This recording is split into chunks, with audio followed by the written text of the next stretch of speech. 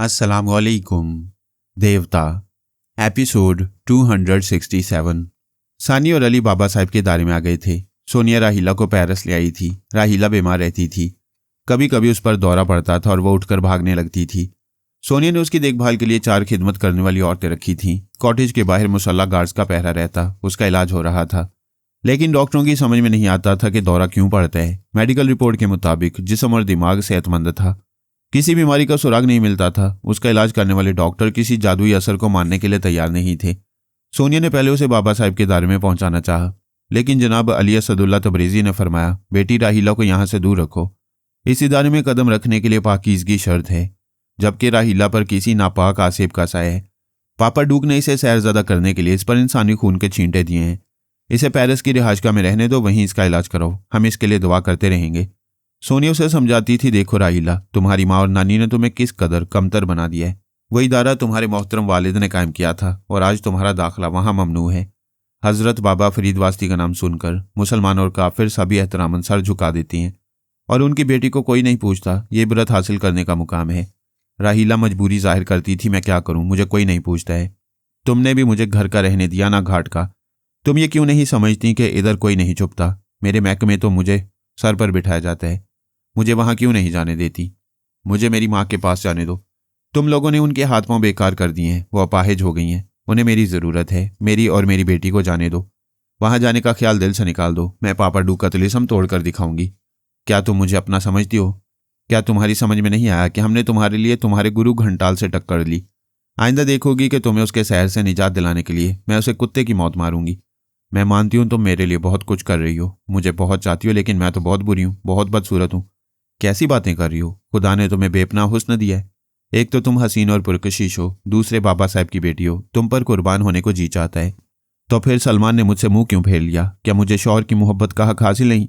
वो कमीनी शौकन मेरा हक छीनती रहेगी। सुल्ताना को गाली ना दो। अपनी जुबान को अपने दिल की तरह साफ रखना चाहिए। सलमान तुम्हें दिलो जान से चाहता है, तुम्हारे लिए बड़ी से बड़ी कुर्बानी दे सकता है, लेकिन वो हालात से मजबूर है, यहाँ नहीं है। अगर होता तो दौड़ा चलाता। वो बहुत सी जिम्मेदारियों में उलझा हुआ है। क्या वो ख्याल ख्वानी के जरिए तुमसे बातें नहीं करता है? बातें मुझसे करता है, मगर सुल्ताना को गले से लगाए फिरता है। सुल्ताना की निगरानी और हिफाजत उसकी जिम्मेदारी है। वो उसे यहाँ छोड़कर नहीं जा सकता था। तुम्हारी माँ और पापा डूक ने तुम पर ऐसा सैर किया है कि तुम सुल्ताना पर कातिलाना हमला जरूर करोगी। वह चुप रही, मुंह फेरकर दूसरी तरफ देखने लगी। सोनिया ने पूछा, तुम ये इतराफ नहीं करोगी कि पापा डूक तुम्हारे दिमाग में आता है? नहीं आता है। आता है, अभी मेरे ख्याल ख्वानी करने वाले ने बताया है। उसने चौंक कर सोनिया को देखा। सोनिया ने कहा, क्या ये भी बताऊं कि वो तुमसे क्या कह रहा था? वो परेशान होकर बोली, हाँ, मगर मैंने इनकार किया है। उससे साफ कह दिया कि सिस्टर सोनिया के खाने पीने में जहर नहीं मिलाऊंगी। सिस्टर से मेरी दुश्मनी नहीं है, मैं तो सुल्ताना को कत्ल करूंगी। जब तुम्हारे दिमाग से उस कमबख्त का सहर टूटेगा, सुल्ताना से भी तुम्हारी दुश्मनी नहीं रहेगी। क्या तुम्हें ऐसा कोई शैतानी पुतला याद है जिसके सामने तुम पर इंसानी खून के छींटे दिए गए हों? मुझे ऐसा कोई पुतला याद नहीं है। अच्छा, रात हो गई है, सो जाओ। सोनिया ने उसे लिटाया, उस पर कंबल डाला, फिर झुककर उसकी पेशानी को बोसा देकर जाने लगी। उसने आवाज़ दी, सिस्टर। सोनिया ने पलट कर देखा। वो बोली, आप मुझे इतना प्यार क्यों करती हैं? मैं तुम्हें जितना भी प्यार करूं, फिर भी उस प्यार का सिला नहीं दे सकती जो बाबा फरीद वास्ती मरहूम मुझसे करते रहे हैं। अब सो जाओ। मैंने तुम्हें कलमा याद कराया था, उसे पढ़कर आंखें बंद कर लो। वो भूल गई थी। सोनिया ने उसे पढ़ाया। वो पढ़ने के बाद बोली, मेरे ख्वाब में पापा डूक आएगा तो मैं कह दूंगी तुम्हारी कोई तदबीर काम नहीं आएगी। सिस्टर को तुम्हारी तमाम बातें मालूम हो जाती हैं। हाँ, उससे कह देना। अब सो जाओ। उसने आंखें बंद कर लीं। सोनिया ख्वाबगाह से बाहर आ गई। फिर अपनी ख्वाबगाह में पहुंचकर उसने फ़ोन का रिसीवर उठाया और सलमान के नंबर डायल करने लगी। सुल्ताना और सलमान पेरिस ही में थे। सोनिया ने राहीला से गलत कहा था कि वो यहाँ नहीं है। राहीला से सच कहा जाता तो ये बातें पापा डूक उसके दिमाग से मालूम कर लेता। फिर वो उसे नींद की हालत में चलाता हुआ सुल्ताना के पास कत्ल के लिए पहुंचा देता। वो हर रात नींद में चलती थी। दरवाजे खोलकर मुख्तलिफ कमरों से गुजरते हुए सोनिया की ख्वाबगाह तक आती थी, लेकिन वो दरवाज़ा बंद मिलता था। फिर वो बाहर निकल जाती थी। मुसल्ला पहरेदार उसे वापस कमरे में पहुंचा देती। इससे अंदाज़ा होता था कि वो पापा डूक के हुक्म पर अमल करते हुए नींद की हालत में सोनिया को कत्ल करने आती थी।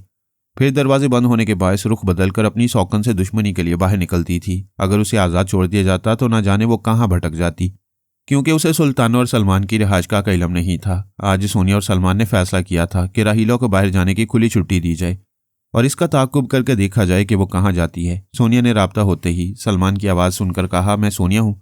फिर उसने रिसीवर रखा। दूसरे लम्हे उन्होंने उसके दिमाग में आकर पूछा, क्या वो सो गई? अभी आंखें बंद की हैं, चुपचाप जाकर देखो, वो शैतान कुछ गड़बड़ कर रहा होगा। वो चला गया। सोनिया ने लिबास तब्दील किया, जूते पहने, जरूरत का कुछ सामान लिया, फिर ख्वाबगाह की बत्तियां बुझाकर बाहर से दरवाजा बंद कर दिया। दबे कदमों चलती हुई कॉटेज से बाहर आई, फिर मुसल्ला पहरेदार को बुलाकर कहा, आज राहीला को ना रोकना, वो जहां जाना चाहे उसे जाने देना, उसके सामने ना आना। तुम में से एक पहरेदार बरामदे में कंबल ओढ़कर सो जाए ताकि मालूम हो कि पहरेदार सो रहे हैं। वो उन्हें हदायत देकर कॉटेज के अहाते से बाहर आई। जरा फासले पर गली के किनारे उसकी कार मौजूद थी। वो स्टीयरिंग सीट पर आकर बैठ गई। सलमान ने आकर कहा, वो सो रही है, मैं अभी फिर जाऊंगा। आपसे ये कहने आया हूं कि मुझे भी राहीला का ताकुब करना चाहिए। क्या सुल्ताना को कॉटेज में तनहा छोड़ कर आओगे? वो तनहा तो नहीं रहेगी, हमारे कॉटेज के अतराफ भी मुसल्ला गार्ड्स हैं।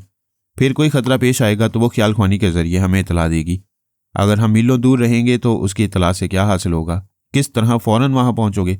हो सकता है कि दुश्मन ऐसी चाल चल रहा हो, हमें राहीला के पीछे लगाकर सुल्ताना की शाहरग तक पहुंचना चाहता हो। नहीं, मैं तुम्हें सुल्ताना को छोड़कर बाहर निकलने की इजाजत नहीं दूंगी। वो फिर चला गया। रात के 12 बजने वाले थे। थोड़ी देर बाद सोनिया सीट पर सीधी होकर बैठ गई। उसे कॉटेज के बरामदे में राहीला दिखाई दे रही थी। वो आहिस्ता आहिस्ता चलती हुई बरामदे से उतरकर अहाते के बाहर आ रही थी। सलमान ने आकर कहा, वो गहरी नींद में है, ख्वाब में पापा डू को देख रही है। मैं उसके दिमाग में रहूंगा। सुल्ताना आपके पास आ रही है, वो आपका पैगाम मुझ तक पहुंचाएगी। राहीला अहाते के बाहर आने के बाद एक तरफ घूमकर गली में चल रही थी। चलने का अंदाज ऐसा ही था जैसे सहरजदा हो या नींद की हालत में कुछ देखे समझे बगैर जा रही हो। उसे मंजिल का पता होता तो वह सलमान के दिमाग से मालूम कर लेती। अंदाजा यही था कि वो सुल्ताना को हलाक करने जा रही होगी। सुल्ताना मेरे पास आ गई, मुझसे बोली, अभी सलमान ने बताया है कि वो नींद में चल रही है। क्या ये मेरे कॉटेज की तरफ जा रही है? हम आगे जाकर देखेंगे ये किन रास्तों से गुजरी है। सिस्टर, वो निकल गई है, गाड़ी स्टार्ट करें। उसे हद नज़र तक सामने मेन रोड पर जाने दो, वो गुम नहीं होगी। सलमान उसके दिमाग में है। वो बहुत दूर मेन रोड पर पहुंची। उसी वक्त एक कार उसके करीब आकर रुकी। पिछला दरवाजा खुला, वो अंदर बैठ गई। कार स्टार्ट होकर फिर आगे बढ़ गई। तब सोनिया ने अपनी कार स्टार्ट की। सुल्ताना ने हैरानी से पूछा, सिस्टर, आप सोच सकती हैं कि नींद में चलने वाली के लिए कहीं से एक कार आ जाएगी? मैं इससे भी ज़्यादा सोचती हूँ, इसलिए हैरानी नहीं होती। कार तेज़ रफ्तारी से चलती हुई मेन रोड पर आई। राहीला को ले जाने वाली गाड़ी आगे जाकर ट्रैफिक में गुम हो गई थी। सुल्ताना ने सलमान को मुखातिब किया। वो सोनिया के दिमाग में आकर बोला, वो पिछली सीट पर है, कोई शख्स कार ड्राइव कर रहा है। राहीला खुली आंखों से धुंधले मनाजिर देख रही है। उन मनाजिर के पेश नज़र में उसे पापा डू की बड़ी बड़ी आंखें दिखाई दे रही हैं। सोनिया ने कहा, तुम वहां रहो, कोई मोड़ आए या ड्राइवर डॉज देना चाहे तो मुझे बता देना। वो बड़ी महारत से ड्राइव करती हुई उस कार के पीछे आ गई, फिर थोड़ा फासला बढ़ा दिया ताकि ताकुब का शुबा न हो। उनके दरमियान दूसरी गाड़ी भी आकर गुजर जाती थी। वह तकरीबन 2 घंटे तक आगे पीछे चलते रहे। फिर अगली गाड़ी एक बहुत ऊंची इमारत के सामने जाकर रुक गई। ड्राइवर ने पिछला दरवाजा खोला। राहीला बाहर आई, फिर नींद की हालत में चलती हुई इमारत के अंदर चली गई। 10 मिनट बाद सोनिया की कार आकर वहां रुकी। वो कार से उतरकर तेजी से चलती हुई इमारत के अंदर आई। सलमान ने कहा, राहीला लिफ्ट के जरिए ऊपर गई है, उसने छत पर जाने वाला बटन दबाया है। सोनिया ने परेशान होकर कहा, वो छत पर क्यों जा रही है? उसके पास रहो, खतरा हो तो उसके दिमाग पर कब्जा जमाकर वापस ले आना। वो तेजी से दौड़ती हुई लिफ्ट के पास आई। एक लिफ्ट ऊपर जा रही थी, वो दूसरी लिफ्ट में आ गई। उसी वक्त सलमान ने आकर कहा, सिस्टर, गजब हो गया, किसी ने उसे बेहोश कर दिया है, मैं उसके दिमाग में रहकर कुछ नहीं कर सकूंगा। वो लिफ्ट का बटन दबाकर छत की तरफ जाते हुए बोली, ओ खुदाया, वो छत पर क्यों जा रही थी? अब एक एक पल कीमती था। पता नहीं किस मकसद के लिए उसे बेहोश किया गया था। फिल वक्त तो यही समझ में आ रहा था कि पापा डूक ने उसके दिमाग से हमारे ख्याल ख्वानी करने वाले को भगाया है। लिफ्ट ऊपर जा रही थी। उसकी मखसूस रफ्तार के बावजूद यूं लग रहा था जैसे वो चलती ही रहेगी लेकिन ऊपर नहीं पहुंचेगी। तमाम मशीनें मुकर्ररा वक्त के मुताबिक अपना काम पूरा करती हैं। लिफ्ट मुकर्ररा वक्त पर ऊपर पहुंची। उसका दरवाज़ा खुला। हेलीकॉप्टर के गर्दिश करते हुए पंखे का शोर सुनाई दे रहा था। वो लिफ्ट से निकलकर दौड़ती हुई जीने पर आई, फिर जीने के 2-2 पायदान फलांगती हुई छत पर पहुंची।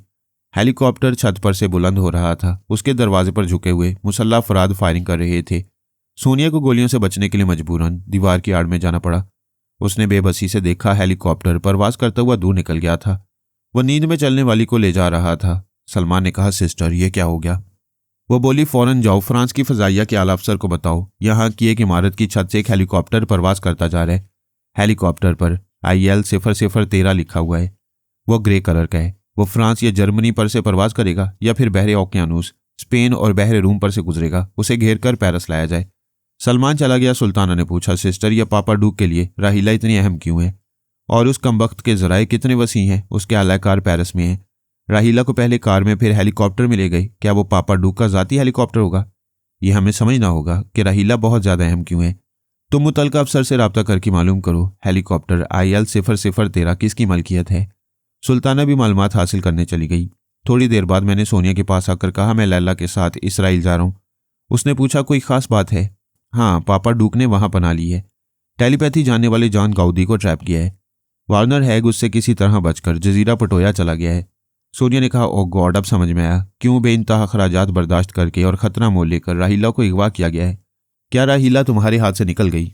हाँ, पापा डूक इसराइल में पनाह लेकर यहूदियों के लिए काम कर रहे हैं। वहाँ के हुक्काम राहीला को हमारी और बाबा साहब की दारी की कमजोरी बनाकर अपने पास रखना चाहते हैं, क्योंकि वो बाबा साहब की साहिबजादी और हमारे लिए मोहतरम और महबूब है। मैंने कहा, पापा डूक की ऐसी हरकतें देखकर साफ पता चलता है कि तकदीर अपना लिखा हुआ कैसे पूरा करती है। उसे इसराइल में पनाह लेकर खामोश और गुमनाम रहना चाहिए था, लेकिन यहूदियों ने इन्हीं शराइत पर उसे पनाह दी होगी कि वो राहीला को और टेलीपैथी जानने वालों को वहां पहुंचाए। इस तरह पापा डूक हमारी सूरत में अपनी मौत बुला रहा है। उसके इल्म ने बताया है कि वो मेरे हाथों से हलाक होगा। मैंने कहा, उसने मेरा जिक्र नहीं किया क्योंकि मुझे मुर्दा समझता है, वरना उसका मुकद्दर कहता कि वो तुम्हारे या मेरे हाथों से मारा जाएगा। इसीलिए तुम उसकी शाहरग तक पहुंचने जा रहे हो। हाँ, यही बात है। क्या तुमने अक्ल से काम लेना छोड़ दिया है? क्यों, आखिर बात क्या है? अक्सर लोग इल्म नजुम को बिल्कुल सच मानते हैं। अगर वह तुम्हारे हाथों हलाक होगा तो ये साबित हो जाएगा कि उसे जहन्नुम में पहुंचाने वाले तुम ही हो और तुम ही फरहाद अली तैमूर हो। सोनिया, तुम बूढ़ी हो चुकी हो, एक तस्बीह लेकर घर में बैठ जाओ। अब तुम्हारी अकल इतनी ही रह गई है जितनी तुम बातें कर रही हो। अगर उसके काले इल्म ने और मुकद्दर ने यह तय कर लिया कि वो मेरे हाथों से मरेगा तो लाजमी यही होगा। लेकिन दुनिया की किसी अदालत में इल्म नजूम के जरिए कोई कातिल साबित नहीं होता और ना ही कोई फरहाद को सबूत के लिए पेश करेगा। ठीक है कि दुश्मनों को शुबा होगा, लेकिन शुबा करने से मुर्दा जिंदा नहीं हो जाता। वो बोली, अच्छा जाओ, मैं कोशिश करूंगी कि वह तुम्हारे हाथों से कत्ल ना हो। यानी तुम भी इसराइल जाओगी? हाँ, तुम उसे कत्ल करने जाओगे, मैं उसे बचाने जाऊंगी। फिर तो यह अजीब मामला होगा। उसने सांस रोक ली। मैं अपनी जगह हाजिर हो गया। लैला मेरे अंदर रहकर ये बातें सुनती रही थी। उसने कहा, सिस्टर दुरुस्त कहती है, आप उस शैतान को हलाक करके दुनिया वालों पर जाहिर हो जाएंगे। मैं मानती हूं कि कोई आपको जिंदा साबित नहीं कर सकेगा, फिर भी तमाम सुपर पावर्स और दूसरे दुश्मन शुबे में मुब्तला रहेंगे और ब्रायन वुल्फ के पीछे फरहाद को तलाश करना शुरू कर देंगे। तुम इत्मीनान रखो, मैं तुमसे किया हुआ वादा पूरा करूंगा, खुद को जाहिर नहीं होने दूंगा। इसके लिए पापा डूक को हाथ नहीं लगाऊंगा। सोनिया वहां जा रही है, उससे निमट लेगी। हम जॉन गाउदी को वहां से निकालेंगे और वार्नर की मसरूफियात पर नजर रखेंगे। खुश हो?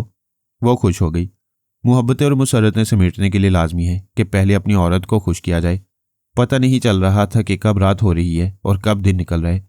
जोरा जोरी और जूडी नॉर्मन के आसपास बदस्तूर गहरी तारीकी थी।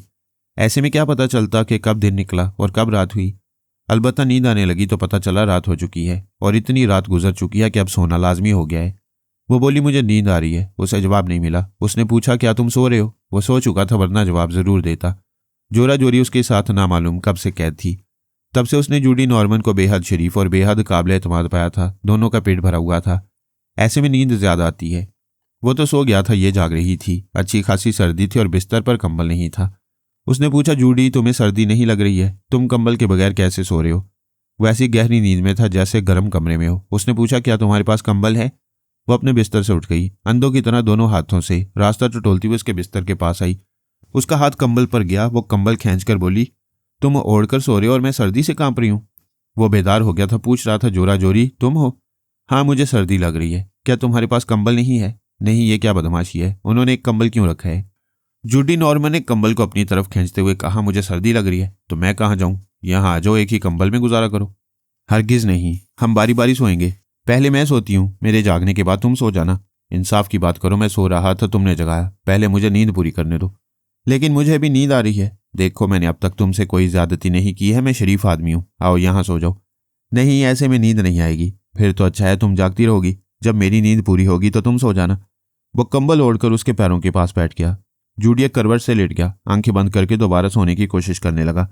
वो बोली, तुम मुझे पैरों से छू रहे हो? उसने दोनों पांव सुकेड़ लिए। थोड़ी देर बाद वो नींद की आगोश में जाने लगा। तब कोई हल्की सी आवाज़ सुनाई दी। वो फिर आंखें खोलकर सुनने लगा। वो रो रही थी। वो जल्दी से उठकर बैठ गया। फिर बोला, क्यों रो रही हो? वो रोते हुए बोली, नींद आ रही है। नींद आने से सोते हैं, रोते नहीं हैं। कैसे सो सकती हूँ? तुमसे डर लगता है? अंधेरे में तुम्हारा मुंह नजर नहीं आ रहा है, वरना थप्पड़ रसीद कर देता। मैं जितनी शराफत से पेश आ रहा हूं तुम उतना ही मुझे बदमाशी पर मजबूर कर रहे हो। ऊंची आवाज में रोने लगी उसने डांट कर कहा, बंद करो ये आवाज। क्या तुम समझते हो तुम्हारी मदद के लिए कोई आएगा? क्या अभी तक ये बात समझ में नहीं आई कि तुम यहाँ मेरे रहमो करम पर हो? मैं तुम्हारी इज्जत की धज्जियां उड़ाऊंगा तो कोई तुम्हें बचाने के लिए नहीं आएगा। वह चुप रही।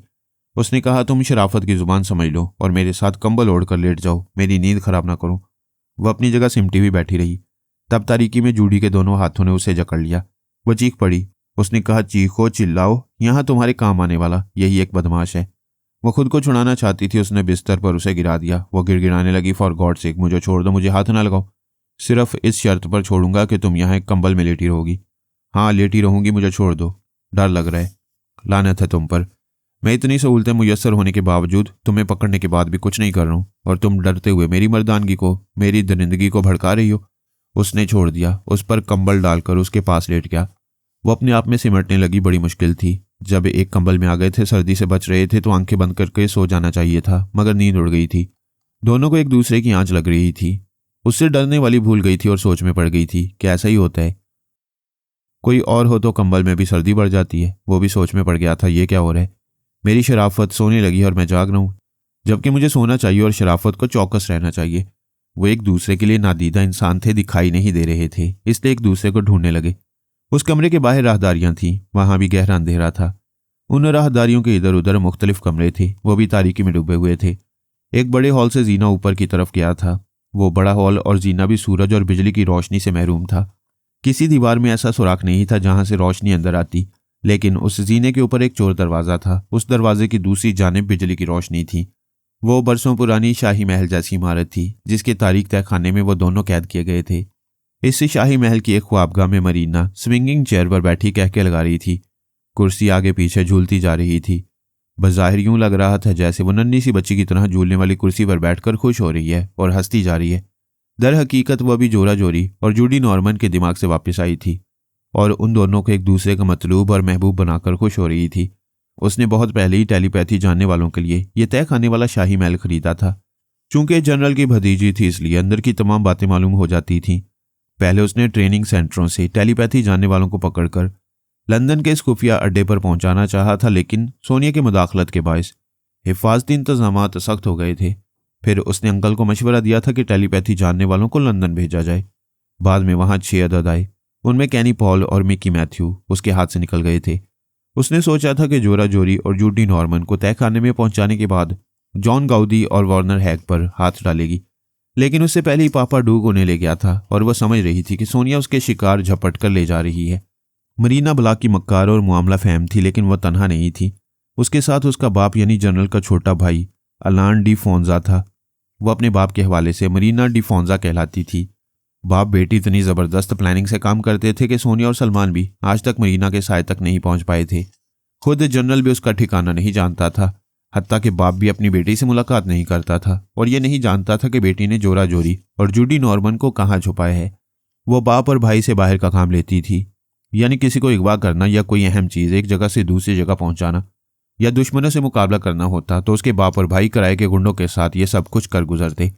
उसके बाप ने जोरा जोरी और जूडी नॉर्मन को गुंडों की मदद से अगवा किया था। फिर बेटी के हदायत के मुताबिक दोनों को बारी बारी तन्हा एक कार में शाही महल की तरफ लाया गया, लेकिन इस तरह लाया कि खुद दिमागी तौर पर गायब था। बेटी ने उसके दिमाग पर कब्जा जमा रखा था। जब उन्हें तय खाने में पहुंचाकर बाहर आकर फिर कार में बैठकर वहां से 25 मील दूर चला गया तो उसने उसके दिमाग को आज़ाद छोड़ा था। बाप शिकायत करता था, बेटी इतनी बड़ी दुनिया में कम से कम बाप पर तो भरोसा करना चाहिए। सॉरी डैडी, मैंने भरोसा करने वालों को गुलाम बनते या बेमौत मरते देखा है। मैं जो कहती रहूं उस पर अमल करते रहीं, वरना मैं दूसरों का अलाकार बनाकर काम निकाल सकती हूँ। मरीना डी फोंजा को इल्म नफ्सियात में कमाल हासिल था। वो इंसानी नफ्सियात को अच्छी तरह समझती थी। अपने शिकार की खूब स्टडी करने के बाद उस पर नफ्सियाती अमल करती थी। उसने जोरा जोरी और जूडी नॉर्मन की स्टडी करके समझा था कि ये नरम और लतीफ़ जज्बों के हामिल हैं। इन्हें आहनी सलाखों के पीछे पथरीली दीवारों के साए में जंजीरें नहीं पहनाना चाहिए। इन्हें जंजीरों के बगैर कैद करने के लिए उसने अंधेरे की हथकड़ियां और बेड़ियां पहना दी। एक कराइना से मोहब्बत करता था, दूसरी मर्द के नाम से भागती थी, मगर दोनों को ऐसा मजबूर कर दिया कि वो कराइना को भूल गया और उसने मर्द को अपनी ज़रूरत बना लिया। मरीना डी फोंजा का तरीक़ेकार दूसरों से मुख्तलिफ और अजीब था। अगर वो चाहती तो दूसरों के कमज़ोर दिमागों पर तनवीमी अमल कर सकती थी, लेकिन बेहद चालाक थी। यह समझती थी कि सोनिया के टेलीपैथी जानने वालों ने पता नहीं कितनों पर तनवीमी अमल किया है, शायद जोरा जोरी और जूडी नॉर्मन पर भी किया हो। अगर किया होगा तो बार बार उनके दिमागों में आते होंगे और उन्हें तारीकी की कैद से निकालने में नाकाम होते होंगे। इस तरह वो टेलीपैथी जानने वाले मुखालफिन पर भी नफ्सियाती हमले कर रही थी। सवाल ये पैदा होता था कि वो उन दोनों को कब तक अंधेरों में गुम रखेगी। एक तवील अरसे तक रखेगी तो उसे खुद क्या हासिल होगा। उसके अंदर की बात कोई नहीं जानता था कि वो क्या करने वाली है। वो बड़े सब्र और तहम्मुल वाली थी, किसी से कोई फायदा उठाने के मामले में जल्दबाज नहीं थी। उसने सिर्फ इन दोनों को ही कैद नहीं किया था, 2 टेलीपैथी जानने वाले कैदी और थे। उनमें से एक पॉल हॉपकिन था और दूसरा टीटो संताना। दोनों के इल्म में ये बात नहीं थी कि मरीना उनके दिमागों पर हुक्मरानी करती है। दोनों इस असीरी से बेखबर थे। टीटो संताना की शामत आई थी कि उस पर आशिक हो गया था। मरीना ने साकी बनकर शराब पिलाई, फिर उसे नशे में ऐसा लुढ़काया कि ना मरीना याद रही ना असीरी। तनवीमी अमल के जेर असर जब वो मरीना के अहकामात की तामील करता तो उसे यूं लगता जैसे वो खुद अपनी मर्जी से ऐसा कर रहे। ये कभी नहीं समझ पाता कि एक औरत उस पर हुकूमत कर रही है। पॉल हॉपकिन एक मजबूत कुव्वत इरादी का मालिक था, एक ऐसा मुहिब वतन जिसे किसी कीमत पर खरीदा नहीं जा सकता था। मरीना ने उसे बड़ी मुश्किल से ट्रैप किया था। वो किसी के हुस्न शबाब से मुतासिर नहीं होता था। एक बार सरकारी तकरीब में मौका मिल गया। वो शराब नहीं पीता था। जब खाने से पहले मशरूब पीने लगा तो मरीना ने उसमें बड़ी होशियारी से दवा मिला दी। मशरूब पीने के बाद उसे कमजोरी का एहसास हुआ, साथ ही अंदेशा पैदा हुआ कहीं ये दुश्मनों की चाल तो नहीं है। वह फौरन ही मेज़बान से माजरत करके महफिल से चलाया। कार ड्राइव करते हुए डॉक्टरों के पास जाना चाहता था। कमजोरी का फौरी तौर पर तोड़ करने के लिए डॉक्टर से दवा लेना चाहता था। उसे शुबा था कि ऐसी हालत में कोई उसके अंदर आ सकता है, लेकिन वो अपने बचाव की कोशिश करके देख लेना चाहता था। उसे उम्मीद थी कि वह अपनी कोशिश में कामयाब रहेगा। वो ड्राइव करता हुआ अपनी रहायशगाह में आ गया। ये समझ गया कि ट्रैप किया जा रहा है। उसने जनरल को इतला देने के लिए टेलीफोन की तरफ जाना चाहा, लेकिन ना जा सका। अपने बिस्तर पर आकर गिर पड़ा। थोड़ी देर बाद होश नहीं रहा कि वो कहाँ पड़ा है और उस पर क्या गुजरी है। होश में आने के बाद उसे याद नहीं रहा कि उस पर तनवीमी अमल किया गया है। इस अमल के मुताबिक सिर्फ ये बात दिमाग में रही कि तकरीबन तबीयत कुछ खराब हो गई थी, इसलिए वो घर आकर सो गया। वो और टीटो संताना दोनों ही मुतमईन थे कि सोनिया ने या किसी भी टेलीपैथी जानने वाले ने उन्हें ट्रैप नहीं किया है और कभी किसी की चाल में या किसी के जाल में नहीं आएंगे।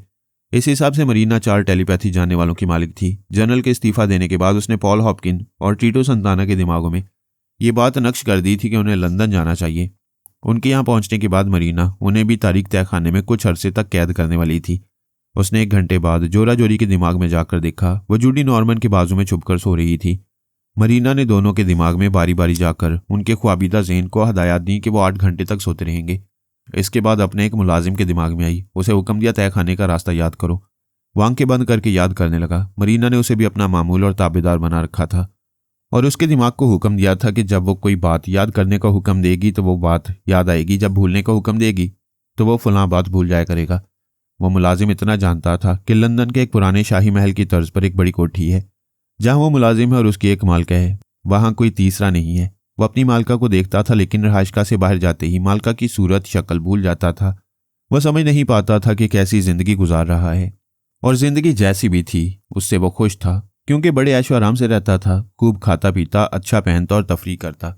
वो तय खाने में एक टॉर्च और एक बल्ब लेकर आया। फिर उसने जोरा जोरी और जूडी नॉर्मन के कमरे में पहुंचकर बल्ब को लगाया, स्विच को दबाया। 1 दिन और 1 रात के बाद वो कमरा पूरी तरह रोशन हो गया, लेकिन वो दोनों जो रोशनी के लिए तरसते रहे थे गहरी नींद में थे।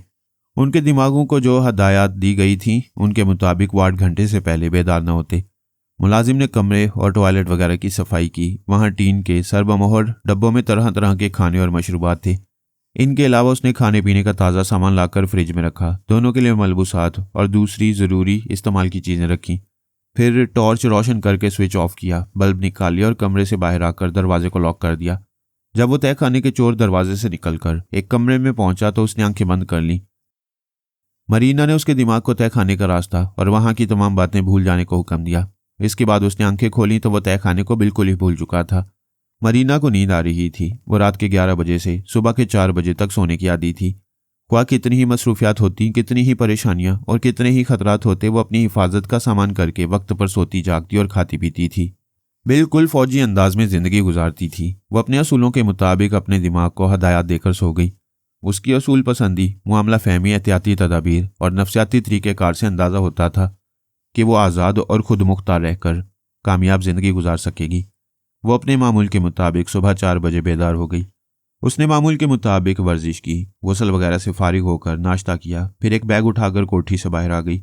अहाते में कार मौजूद थी, उसे वहीं छोड़ दिया वहां से पैदल चलती हुई कोई 200 गज के फासले पर एक छोटे से बंगले में आई। ये भी उसका जाती बंगला था। उसने अपने कैदियों को जहां रखा था वहां खुद रहना मुनासिब नहीं समझती थी, और यही उसकी जहानत और हिकमत अमली थी। इस बंगले में आकर उसने दरवाजे को अंदर से बंद किया, फिर एक सोफे पर आराम से बैठकर उनके मुतालिक सोचने लगी, जिन्हें अब तक शिकार नहीं कर सकी थी। लंदन से जब जॉन गाउदी और वार्नर हेग गायब हुए थे तो उसने उनके दिमागों में पहुंचने की कोशिश की थी। पता चला था जॉन गाउदी बेहोश है और वार्नर हेग के पास जाने से वो सांस रोक लेता था। मरीना ने उस वक्त उन्हें नजरअंदाज कर दिया था। अब वो इत्मीनान से उनके हालात मालूम करना चाहती थी, इसलिए जॉन गाउदी के दिमाग में पहुंच गई। उसके ख्यालात पढ़ने से पता चला कि वो इसराइल के मगरिब में समुद्र के बीच एक पहाड़ी पर है। सटान पापा डूक नामी एक शख्स टेलीपैथी जानता है और वो काला जादू जानने का भी दावा करते हैं। उसी ने जॉन गाउदी को ट्रैप करके उस पहाड़ी पर पहुंचा है। अभी वो पहाड़ी पर खेमा तानकर उसके अंदर एक हसीन और नौजवान लड़की के साथ बैठा हुआ था। पापा डूक ने कहा था कि आज रात गाउदी पर तनवीमी अमल करेगा और इस लड़की से उसकी शादी करा देगा, जबकि वो ना शादी करना चाहता था और ना ही तनवीमी अमल के जरिए पापा डूक का गुलाम बनना चाहता था। वह चुपचाप उसके ख्यालात पढ़ रही थी। ऐसे ही वक्त पापा डूक की आवाज़ सुनाई दी। वो जॉन गाउदी से कह रहा था, मैं बार बार तुम्हारे दिमाग में आकर देख रहा हूं कि तुम जागते रहने की कसम खा चुके हो। तुमने मेरी बेटी के हाथ से कुछ खाने पीने से भी इनकार कर दिया है। तुम्हें अंदेशा है कि नींद की दवा खिला दी जाएगी। क्या तुम समझते हो जागते रहने से तुम पर तनवीमी अमल नहीं कर सकूंगा? जॉन गाउदी ने कहा, तुम बार बार आते हो और मैं बार बार कहता हूं मुझे हर तरह दोस्त बना लो, अपना वफादार बना लो, मगर मुझ पर तनवीमी अमल ना करो। मैं गुलामी से बचने के लिए जागता रहूंगा। तुम अहमक हो। मैं दूसरी जगह मसरूफ था, वरना बहुत पहले ही ख्याल ख्वानी के जरिए थपक कर सुला देता। अब देखो मैं सुलाता हूँ। वो इनकार में सर हिलाते हुए बोला, नहीं नहीं, तुम मुझे जबरदस्ती नहीं सुला सकते। वो बोलते बोलते चुप हो गया। पापा डूक ने दिमाग पर कब्जा जमा लिया था। अब वो दिमागी तौर पर गायब हो चुका था। बिस्तर पर लेटकर आंखें बंद कर चुका था। मरीना खामोशी से यह तमाशा देख रही थी। थोड़ी देर बाद वो गहरी नींद में डूब गया। पापा डूक उस पर तनवीमी अमल करने लगा। वो अमल से मुतासिर हो रहा था, उसका मामूल और ताबेदार बन रहा था, जबकि ऐसा नहीं था। मरीना ने सोचा था कि गाउदी के ख्वाबीदा दिमाग को कंट्रोल करेगी और उसकी जुबान से आमिल पापा डूक के सवालों के जवाब देगी। वैसा करना चाहती थी, तभी उसने महसूस किया कोई और भी गाउदी के दिमाग में मौजूद है और वो उसकी जुबान से पापा डूक के सवालों के जवाब देता जा रहा है। ऐसा एक बार टेलीपैथी जानने वाले डी बॉर्बिन के साथ हुआ था। सलमान ने चाहा था कि उसके कमजोर दिमाग पर अमल करे। ऐसे वक्त उसने बॉर्बिन के दिमाग में टीटू संताना की आवाज़ सुनी थी। वो भी बॉर्बिन पर तनवीमी अमल करने आया था। जब वो अमल करके उसे अपनी दानिश्त में तनवीमी नींद सोने के लिए छोड़ गया था तो पता चला बॉर्बिन के दिमाग में शिल्पा भी मौजूद थी। उसने टीटू संताना के अमल को नाकाम बना दिया था और खुद उसे अपना मामूल बनाकर गई थी। ये वाकया मरीना को मालूम था, क्योंकि वो टीटू संताना बनकर बॉर्बिन के पास गई थी और वहां नाकामी के बाद यह सबक हासिल किया था कि किसी के भी दिमाग में जाकर ना पहले बोलना चाहिए ना कोई अमल करना चाहिए। अक्सर कोई ना कोई टेलीपैथी जानने वाला छुप कर रहता है और अब जॉन गाउदी के दिमाग में भी यही हो रहा था। पहले पापा डूक ने उस पर अमल किया, फिर कोई दूसरा शख्स अमल कर रहा था। उसने कहा, जॉन गाउदी, मैं तुम्हारा दोस्त वार्नर हैग बोल रहा हूँ। उस कमबख्त पापा डूक ने मुझे भी फांसने की पूरी कोशिश की थी, मगर मैं बच निकला। मैंने तुम्हें उसके तनवीमी अमल से बचा लिया है। मैं तुम पर अमल करना नहीं चाहता था। समुद्र के बीच तुम्हें मामूल बनाना बेकार है। तुम मेरे किसी हुक्म की तामील नहीं कर सकोगे और ना ही यहां से जा सकोगे, लेकिन तुम्हें दिमागी तौर पर तवाना बनाने और पापा डूक की ख्याल ख्वानी से बचाने के लिए अमल कर रहा हूं। वो अमल करने लगा। मरीना उसे अपने काबू में रखना चाहती थी। इसके लिए वार्नर हैग के तनवीमी अमल को नाकाम बनाना था। ऐसे ही वक्त फिर उसे महसूस हुआ कि कोई और वहां मौजूद है और वो चुपके चुपके वार्नर के अमल को नाकाम बना रहा है। वह हैरान नहीं हुई। यह समझ गई कि सोनिया का कोई आदमी ऐसा कर रहे और वह दुरुस्त समझ रही थी। मैं जॉन गाउदी के दिमाग में छुपकर उसकी जुबान से आमिल वार्नर के सवालों के जवाब देता जा रहा था और यकीन दिला रहा था कि जॉन गाउदी उसका मामूल बन चुका है। दरअसल हम में से किसी ने यह सोचा नहीं था कि जनरल की भतीजी मरीना ने एक बहुत लंबा खेल शुरू कर दिया है। वो बड़ी कामयाबी से गुमनामी और खामोशी से जिंदगी गुजार रही थी। उसकी तरफ किसी का ध्यान नहीं जाता था और हमने उसे नजरअंदाज किया हुआ था। मैंने वार्नर के अमल को नाकाम बनाया, लेकिन खुद अमल नहीं किया। इसकी जरूरत नहीं थी, क्योंकि लैला उसे जजीरा कोनू में ही अपना मामूल बना चुकी थी। मैं उसके दिमाग से वापस चला गया। मेरे फरिश्तों को भी इल्म नहीं था कि वहां मरीना डिफोंजा छुपी हुई है। उसे पता नहीं था कि मैं जा चुका हूं। वह समझ रही थी मैं तनवीमी अमल करूंगा और ऐसी कोई बात नहीं हो रही थी। ये उसके लिए हैरानी की बात हो सकती थी, मगर उसने समझ लिया कि सोनिया के किसी टेलीपैथी जानने वाले ने बहुत पहले ही जॉन गाउदी को अपना मामूल बना लिया है। इसीलिए अभी उस पर तनवीमी अमल की ज़रूरत पेश नहीं आई है। वो अपनी जगह दिमागी तौर पर हाजिर हो गई। उसने भी गाउदी पर अमल नहीं किया। अगर करती तो आखिर में वो उसी का मामूल और ताबेदार बन जाता, लेकिन वो दूसरों को सोचने का मौका नहीं देना चाहती थी कि गाउदी पर किसने अमल किया है। और अमल करने वाले का ताल्लुक किस पार्टी से है। फिर यह कि उसे फिलहाल मामूल बनाकर कुछ हासिल नहीं होता। अभी वो इतने बड़े ज़राए की मालिक नहीं थी कि हेलीकॉप्टर वगैरह के जरिए उसे बीच समुंदर से निकाल आती, मगर हाँ अकल इस्तेमाल कर सकती थी। और अकल कह रही थी कि उसे किसी भी तरह पापा डूक के दिमाग तक या उसकी किसी कमजोरी तक पहुंचना चाहिए। वह फिर गाउदी के दिमाग में आई। वो गहरी नींद में था। मरीना इंतजार करती रही कि उसके दिमाग में कोई छुपा हुआ होगा तो कुछ बोलेगा या उससे कोई हरकत कराएगा, लेकिन वह बड़ी देर से किसी मुदाखलत के बगैर नींद पूरी कर रहा था। तब मरीना ने उसे आंखें खोलने पर मजबूर किया। खेमे के अंदर मुख्तसर सा जरूरत का सामान रखा हुआ था। दिन की रोशनी में वह हसीना उसके पास बिस्तर पर सो रही थी। गाउदी ने मरीना की मर्जी के मुताबिक हसीना पर जोर से हाथ रखा, फिर आंखें बंद कर ली। वह हड़बड़ाकर उठ गई थी, आसपास देख रही थी। फिर वो बोली, तुम सो रहे हो या जाग रहे हो? ओ गॉड, कितनी जोर से हाथ मारे। मरीना उसके दिमाग में पहुंच गई। उसके ख्यालात बताने लगे उसका नाम नीपा शलूम है। इसराइल के मिलिट्री ट्रेनिंग सेंटर में तरबियत हासिल करने के बाद पहली बार मुल्क से बाहर समुंदर के बीच आई है ताकि जॉन गाउदी को हुस्न शबाब से सहरज़दा करे और इस पहाड़ी पर उसे तन्हाई से घबराने और परेशान होने दे। नीपा शलूम से कहा गया था कि वो गाउदी को अपना दीवाना बनाने में कामयाब हो जाएगी तो उसे मिलिट्री इंटेलिजेंस में एक बड़ा ओहदा दिया जाएगा, और ये परेशानी थी कि नाकाम होगी तो तेल अबैब वापस जाना होगा। उसकी जगह दूसरी लड़की गाउदी का दिल बहलाएगी। मरीना ने उसके अंदर पापा डूक के मुतालिक सवालात पैदा किए। उसकी सोच जवाब देने लगी, मैं उस शैतान के बारे में ज़्यादा नहीं जानती हूँ। हमारे ट्रेनिंग सेंटर में कई लड़कियां उसके सामने लाई गई थीं। उसने मेरा इंतखाब किया था, फिर मुझसे कहा था कि मैं पहाड़ी पर जाकर रहूंगी और जॉन गाउदी का दिल बहलाती रहूंगी। पापा डूक मेरे दिमाग में आता जाता रहेगा। फिर उसकी सोच ने बताया कि वो योगा की माहिर है। पराई सोच की लहरों को महसूस करते ही सांस रोक लेती है। क्योंकि पिछली रात वो तनहा थी, कोई और इंस्ट्रक्टर उसे रोकने वाला नहीं था, इसलिए उसने शराब पी थी, जिसके नतीजे में वह अभी मरीना को अपने अंदर महसूस नहीं कर रही थी। मरीना ने उस पर अमल किया। उसके दिमाग के एक हिस्से को लॉक कर दिया जहां उसके ऐसे चोर ख्यालात महफूज रहा करेंगे जिन्हें पापा डूक भी ख्याल खुआने के बावजूद नहीं पढ़ सकेगा, और नीपा शलूम कभी मरीना की आमद को नहीं समझ पाएगी। मरीना का इरादा था कि वो नीपा को नाकाम बनाकर तेल अबैब वापस जाने पर मजबूर करेगी, फिर उसके जरिए वहां के अफसरान और पापा डूक तक पहुंचने की कोशिश करेगी। इस काम से फारिग होकर वो दिमागी तौर पर अपने बंगले में हाजिर हो गई। यूं देखा जाए तो किसी टेलीपैथी जाने वाले का दिमाग महफूज नहीं था। किसी न किसी के दिमाग में कोई ना कोई कब्जा जमाने के लिए पहुंच जाता था। दुनिया की तमाम लड़ाइयां खुले मैदानों में, बाजारों में, सड़कों पर, गलियों में और घरों में होती हैं। सिर्फ टेलीपैथी की लड़ाई कभी आंखों के सामने नहीं होती। यह लड़ाई दूसरों की समझ में नहीं आती, बल्कि जिसके दिमाग के अंदर होती है वो बेचारा भी कुछ समझ नहीं पाता, और कोई आमिल यह दावा नहीं कर सकता कि आज जो उसका मामूल है वो कल भी उसका ताबेदार रहेगा। उस मामूल को ट्रैप करने के लिए कोई दूसरा आमिल दिमाग में पहुंच जाता था। वो पहले आमिल के अमल को मिटाकर अपने अहकामात उसके दिमाग में नक्श कर देता। हर तरफ यही तोड़ जोड़ हो रहा था। इसीलिए मरीना ने अपने तमाम शिकारों को महफूज रखने के लिए उन्हें तारीकी में कैद कर रखा था। अब वो शिल्पा के मुतालिक सोच रही थी। उसे मालूम था कि वो उसके अंकल की दाश्ता रह चुकी है और पिछले कई दिनों से अचानक गायब हो गई है। मरीना ने कई बार उसके दिमाग में जाना चाहा, मगर उसने सांस रोक ली। शिल्पा यह समझने का मौका नहीं देती थी कि वो अमेरिका से निकलकर किस मुल्क में क्या कर रही है। उसने फिर एक बार कोशिश की। उसके दिमाग में पहुंचते ही बोली, सांस ना रोकना, मुझे जनरल साहब ने भेजा है, वो तुमसे अहम बातें करना चाहती हैं। अगर तुम्हें इस तरह मेरे दिमाग में आना पसंद नहीं है तो तुम जनरल के पास जाओ। शिल्पा ने कहा, मैं किसी जनरल को नहीं जानती। ये कहते उसने सांस रोक ली।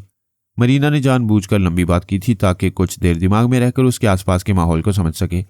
उसे पता चला कि वो एक कपड़ों की दुकान में है। लंदन में लॉन्स ऑफ ड्यूक स्ट्रीट की दुकान बेहतरीन और कीमती कपड़ों के लिए मशहूर है। मरीना वहां कई बार जा चुकी थी। उसने फौरन ही दुकान को पहचान लिया। वो सोच भी नहीं सकती थी कि शिल्पा लंदन में होगी। उसे इतने करीब पाकर उठ गई। तेजी से चलती हुई बंगले के करीब आई। कार में बैठकर उसे स्टार्ट किया। फिर आधे घंटे की ड्राइव के बाद 56 ड्यूक स्ट्रीट पहुंच गई। आधे घंटे में शिल्पा वहां से जा सकती थी, लेकिन मरीना को यकीन था कि वहां औरतों की तरह कपड़ों का इंतखाब करने में घंटों वक्त ज़ाया करेगी। वह दुकान में दाखिल होकर दूर तक नजरें दौड़ाने लगी। शिल्पा ने शक्ल तब्दील की हुई थी। मरीना उसे सूरत से नहीं पहचान सकती थी, लेकिन आदत से पहचान सकती थी। वो अपनी आदत के मुताबिक थोड़े थोड़े वक्फा से बाएं हाथ बंद करती और खोलती थी। यह आदत बचपन से थी। जनरल ने मरीना से इस आदत का जिक्र किया था। फिर मरीना ने उसे एक तकरीब में देखा था। वो वाकई वक्फे से बाएं मुट्ठी बंद करती और खोलती रहती थी। वह दुकान में एक तरफ से चलती हुई मुख्तलिफ औरतों के हाथों पर नजर डालती जा रही थी। फिर वो एक जगह रुक गई।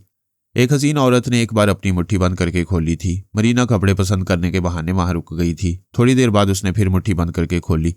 इस बार तस्दीक हो गई कि वह शिल्पा है। मरीना वहां से दुकान के दूसरे हिस्से में आई। वहां एक लड़की कपड़े पसंद कर रही थी। उसने लड़की से पूछा, क्या वक्त हुआ है?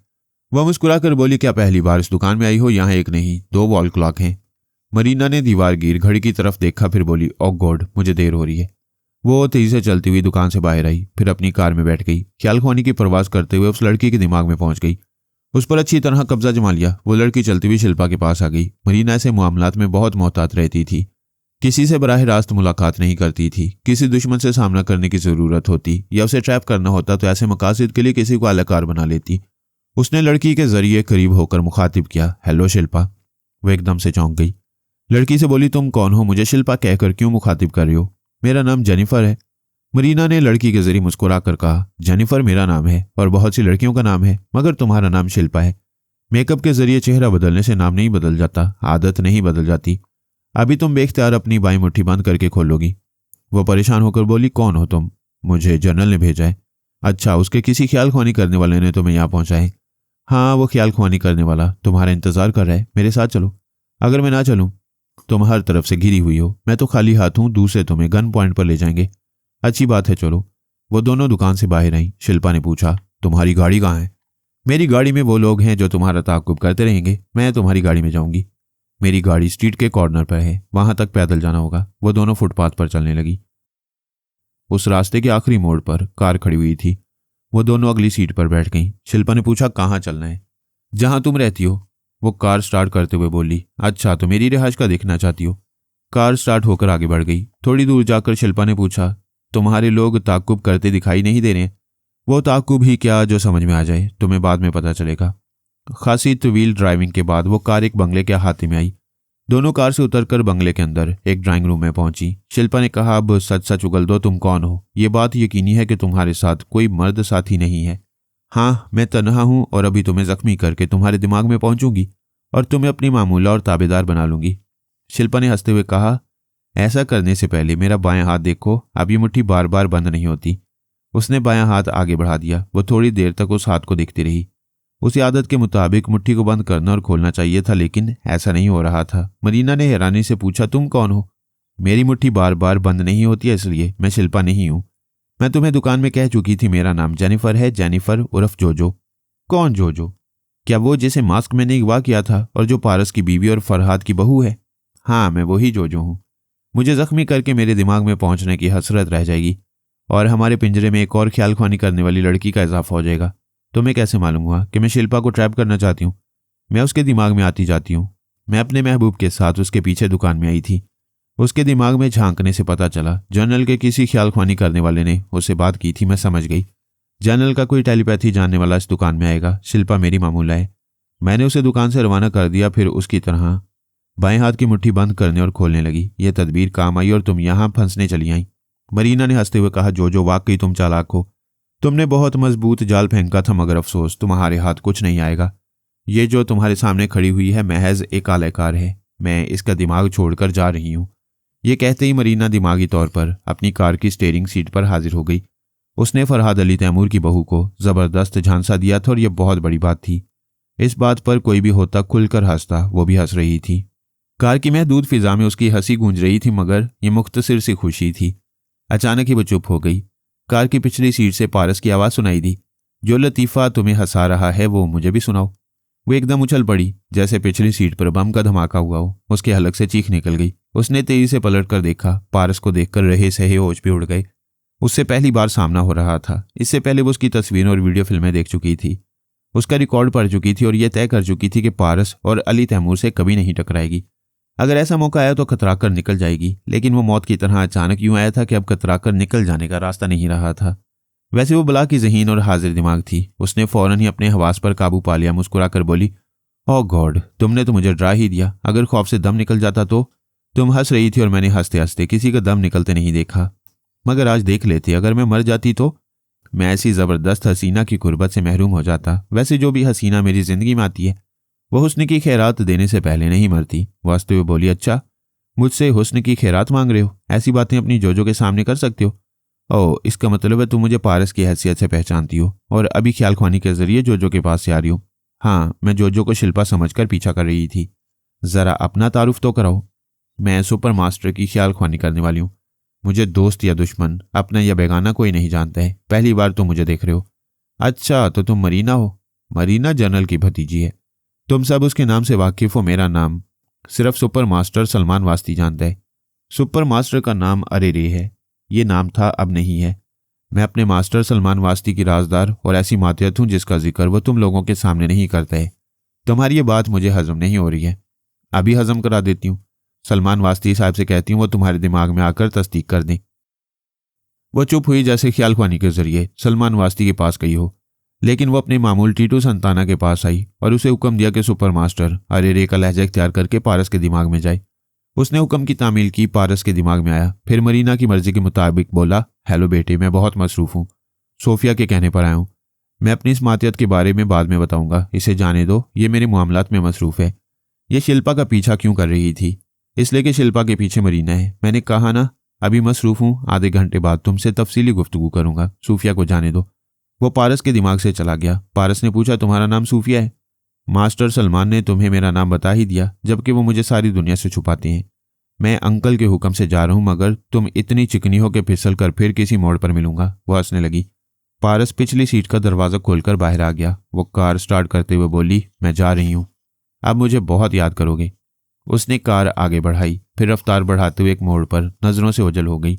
बहुत दूर निकल आने के बाद उसने गाड़ी रोकी, उसे वहीं छोड़कर पैदल फुटपाथ पर चलने लगी। फिर एक टैक्सी में बैठ गई। अब वो कार इस्तेमाल नहीं कर सकती थी क्योंकि वो पारस की नज़रों में आ गई थी। उसने टैक्सी को अपने बंगले से दूर छोड़ दिया, वहां से पैदल आई। फिर बंगले के अंदर पहुंचते उसने सबसे पहले आरजी मेकअप उतारा, इसके बाद इत्मीनान से बिस्तर पर गिर गई। आज वो बाल बाल बची थी।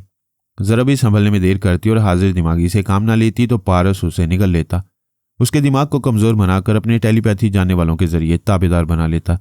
मरीना ऐसे वक्त अपनी चालाकी और कामयाबी से बच निकल आने पर खुश नहीं हो रही थी, बल्कि उस गलती पर गौर कर रही थी जो उसे सोनिया के कदमों में पहुंचाने वाली थी। अगर वह शिल्पा को ट्रैप करने खुद ना जाती, बंगले में बैठकर ख्याल ख्वानी करती या किसी को अलाकार बनाकर शिल्पा को गिरफ्त में लेती तो यूं खतरे से दो चार न होती। टेलीपैथी का इल्म हासिल करने के बाद वो जब से मैदान अमल में आई थी तब से ये उसकी पहली गलती थी। उसने तौबा की और यह अहद किया कि आइंदा किसी मामले में बराह रास्त शरीक नहीं होगी और अपनी पनाहगाह से बाहर निकलने के बाद एक सेकंड के लिए भी ख्याल ख्वानी नहीं करेगी। मरीना दूसरे ख्याल ख्वानी करने वालों की तरह अब तक किसी की गिरफ्त में नहीं आई थी। इसकी वजूहात ये थी कि वह बड़ी मुसीबतों में भी बदहवास नहीं होती थी, चश्मे ज़दन में हाजिर दिमागी से काम लेती थी। सबसे बड़ी बात यह कि अपना मुहासबा खुद करती, अपनी गलतियों को तस्लीम करती, फिर उन गलतियों से परहेज करती। उसके अंदर इश्क व मोहब्बत के जरासीम नहीं थे। वो किसी की शख्सियत से मुतासिर नहीं होती थी। मरीना किसी भी बहाने बहकने वाली नहीं थी। पारस उस बंगले में आया जहां जोजो के साथ क्याम था। जोजो ने कहा, पता नहीं वो ख्याल ख्वानी करने वाली कौन थी, मैं धोखा खा गई। उसकी आलेकार लड़की को यहाँ ले आई थी। वैसे तुम बताओ, किसी कार की पिछली सीट में छुपने गए थे, वहां क्या बना? कुछ नहीं। वो अंकल सलमान की एक खास ख्याल ख्वानी करने वाली मातियत थी। मैं हैरान हूं कि अंकल ने उसे राज बनाकर क्यों रखा है। ये तुम्हें अंकल से पूछना चाहिए।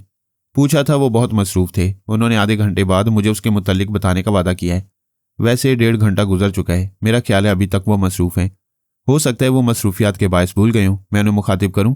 हाँ, ये पूछो कि उनकी मसरूफियात में हम किसी काम आ सकते हैं। जोजो ने ख्याल ख्वानी की परवाज की, फिर सलमान के सांस रोकने से पहले कोड वर्ड्स अदा किए। उसने मुस्कुराकर कहा, मेरी बेटी आई है। बोलो, कोई खास बात है? पारस कह रहा था आप बहुत मसरूफ हैं, क्या हम किसी काम आ सकती हैं? बेटे, कोई खास मसरूफियत नहीं है। फिर आपने वादे के मुताबिक पारस से रब्ता क्यों नहीं किया? वादे के मुताबिक? मैंने पारस से कोई वादा नहीं किया। जोजो ने पारस से पूछा, ये क्या चक्कर है? अंकल कह रहे उन्होंने तुमसे रब्ता करने का वादा नहीं किया। अंकल से कहो मुझसे बात करें। थोड़ी देर बाद सलमान ने पारस के दिमाग में आते ही कोड वर्ड्स अदा किए। पारस ने चौंक कर पूछा, अंकल आप 1.5 घंटा पहले मेरे पास आए थे, उस वक्त तो कोड वर्ड्स अदा नहीं किए थे, क्या मैंने धोखा खाया है? बेशक मैं तुम्हारे पास नहीं आया था। ताज्जुब है तुमने आने वाले से कोड वर्ड्स अदा करने के लिए क्यों नहीं कहा? कभी आप और पापा मसरूफियात के बायस कोड वर्ड्स अदा नहीं करते, फौरन ही काम की बातें कहकर रुखसत हो जाते हैं। मैंने समझा आज भी मसरूफियात के बायस ऐसा कर रहे हैं। हाँ, मैंने एक आध बार ऐसा किया है। हमारी बेअसूली के सबब तुम धोखा खा गए। वैसे मामला क्या था? पारस ने उससे ख्याल ख्वानी करने वाली की चालबाजी सलमान को बताई। जो भी उसके दिमाग में रहकर सुन रही थी, हंसते हुए बोली, शेम शेम, एक लड़की से धोखा खा गए, बड़े चालाक बनते थे। सलमान ने कहा, नहीं जोजो, शर्मिंदा पारस को नहीं हमें होना चाहिए। आइंदा हम उजलत में भी कोड वर्ड्स जरूर अदा करेंगे। आपका ख्याल है वो मरीना थी? हाँ, वही होगी, बेहद चालाक है। वही एक ख्याल ख्वानी करने वाली ऐसी है जो अब तक हमारी नज़रों में नहीं आई है। एक बार तुम्हारे पापा जनरल के जरिए उसे ट्रैप करना चाहते थे। मैं भी ख्याल ख्वानी के जरिए मौजूद था, मगर वो हम दोनों को चक्कर दे गई। दूसरी बार तुम्हें धोखा दिया है। वैसे आइंदा उसे टकराने में मजा आएगा। जी हाँ, लेकिन आपको इस उम्र में टकराना नहीं चाहिए। अच्छा, सलमान ने रवानी में कहा, फिर चौंक कर बोला, तुम शरारत से बाज नहीं आओगे। वो चला गया। जोजो ने कहा, बुजुर्गों को इस तरह नहीं छेड़ना चाहिए।